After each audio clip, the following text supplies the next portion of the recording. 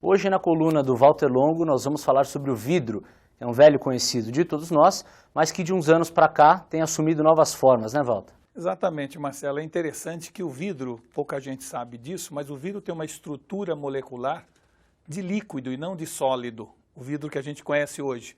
Na verdade, ele possui uma forma, né, que a gente pode chamar de uma substância líquida com viscosidade quase infinita.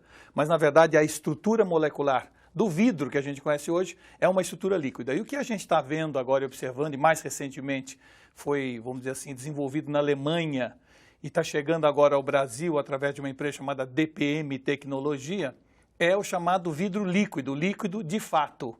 Ou seja, você pega um spray de vidro líquido, passa sobre uma superfície e aquela superfície é como se acabasse ou se tornasse envidraçada com uma resistência absoluta em termos de você passar alguma coisa em cima dela e limpá-la sempre com uma facilidade absurda. Ela tem um efeito bactericida e um monte de outras qualidades que esse vidro líquido, aí sim, líquido de fato, passou a existir a partir de agora. Quer dizer, a superfície se torna impenetrável. Ela se torna impenetrável, por outro lado, ela é respirável. Ela continua respirando, mas ela fica absolutamente isolada de qualquer sujeira, qualquer líquido que você derrame nela. É realmente impressionante. Vamos dar uma olhada aqui para as pessoas entenderem, né?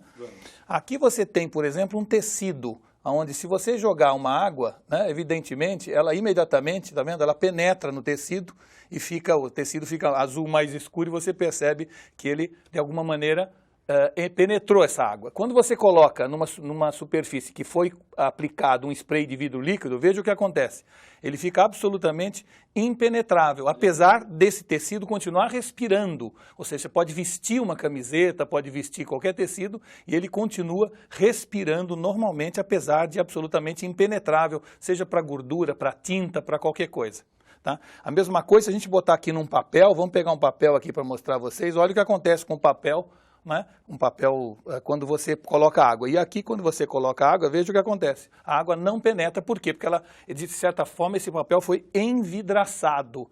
Tem uma película muito fina, que a gente diz que tem em torno de 100 nanômetros, ou seja, ele é 500 vezes mais fino que o fio do cabelo, essa superfície. Mas quando coloca-se isso nessa superfície, imediatamente o objeto fica absolutamente impenetrável em termos de sujidade que nós chamamos, tá certo? Então é realmente algo que veio a revolucionar. Dizem que existem algumas tecnologias que a gente fala, não é possível que seja tão bom. Esta é o caso, esta é uma delas, aquelas substâncias que surgem, aquela tecnologia que é desenvolvida, você fala, não é possível que isso exista, mas existe e está aqui entre nós. Eu vou botar numa pedra pómez, por exemplo, vejam o que acontece com a pedra pómez normal. Ela imediatamente absorve essa água, penetra nessa água. Mesmo numa pedra pómez, quando eu coloco o nanômetro, veja o que acontece, a água cai e continua impenetrável. Então, o interessante desse tipo de substância é que ela acabou sendo usada no início agora para fins industriais. Nós estamos vendo vários metrôs do mundo cujos trens e cujas estações estão sendo totalmente revestidas com isso para evitar sujeira.